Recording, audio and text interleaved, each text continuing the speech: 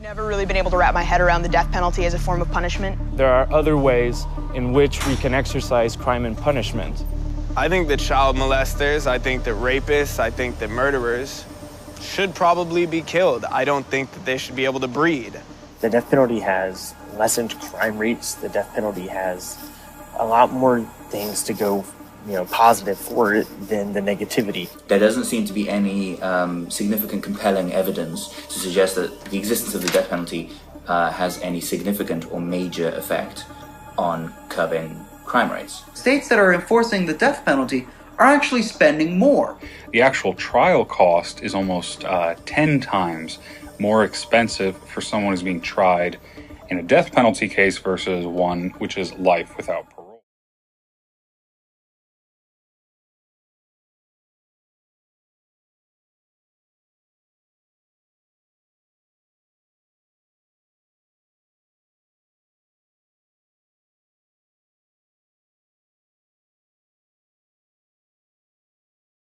My name's Ray Crone. I'm the Director of Communications and Training with Witness to Innocence.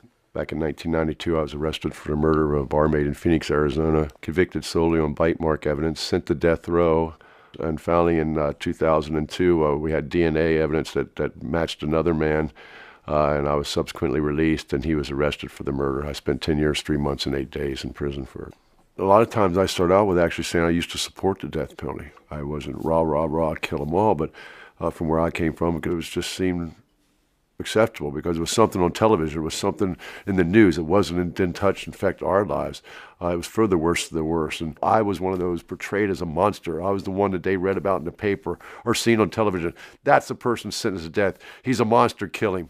For those of us that were sent to death row wrongfully, that were innocent, we didn't know where it was going to end. We didn't know we were going to get out. And it wasn't just us, it was our families who were there with us. We didn't know how it was going to end. We're just fortunate to be able now to come out and tell that story.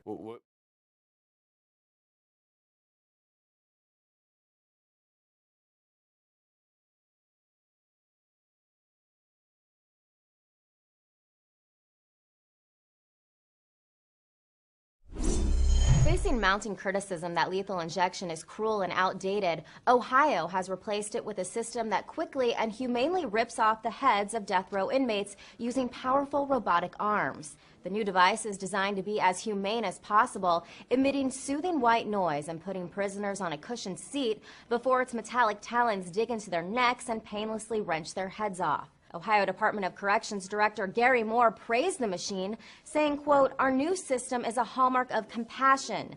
Now these deaths will be pain-free because the machine's claws are coated with topical anesthetic." Quickly pulling off a prisoner's head is considered less cruel than lethal injection, which requires 3 separate chemicals to first stop the prisoner's breathing, then paralyze their muscles, and then finally induce cardiac arrest, while this new method of quickly crushing the detached head ensures a mercifully swift conclusion. The machine has already been used at Ohio's Granville prison, where yesterday it executed death row inmate Carl Ray Allen. Witnesses say his death was peaceful and relatively painless. Mr. Allen was executed by head ripping off at 3 o'clock this afternoon. He died instantly. The machine was fast, very fast. I've never seen anything move that fast.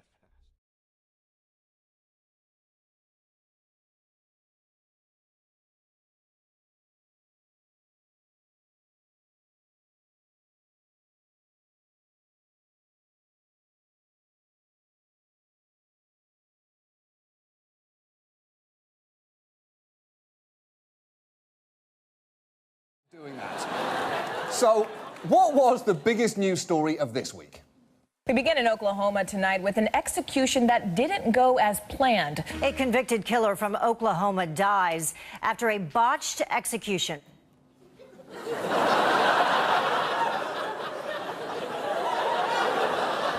Okay. I know what you're thinking. You're thinking, wait, you're not going to really do a comic take on the death penalty, right?